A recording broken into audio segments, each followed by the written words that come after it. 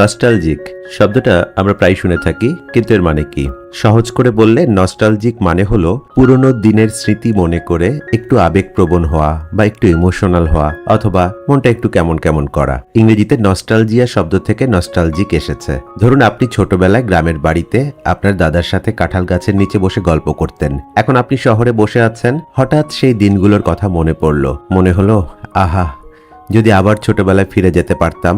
আরো সহজ উদাহরণ দেই, আপনার স্কুল লাইফের পুরনো ছবি দেখছেন আপনি। ছবিগুলো দেখে মন খারাপ আর ভালো লাগা দুটোই একসাথে হচ্ছে। পুরনো বন্ধুদের মিস করছেন আপনি। আবার অনেক সময় দেখবেন বহুদিন পর একটা গান শুনে আপনার পুরনো দিনের কথা মনে পড়ছে, যে গানটা হয়তো আপনি বহু বছর আগে শুনতেন। সেই সময়ের কথা, সেই সময়ের স্মৃতিগুলো মনে করে আপনার মনটা একটু ভালো লাগা এবং খারাপ লাগা দুটোই একসাথে কাজ করছে। এটাও নস্টালজিক। আর তাই নস্টালজিক মানে কেবল দুঃখের অনুভূতি নয়, এটা এক ধরনের মিষ্টি অনুভূতি। পুরনো দিনের সুন্দর মুহূর্তগুলোর কথা মনে করে আনন্দ আর একটু মন খারাপ দুটোই একসাথে হয়। তাই যখন কেউ বলে আমি নস্টালজিক হচ্ছি, তার মানে সে নস্টালজিয়াতে ভুগছে, অর্থাৎ পুরনো দিনগুলোর কথা মনে করে সে আবেগপ্রবণ হচ্ছে।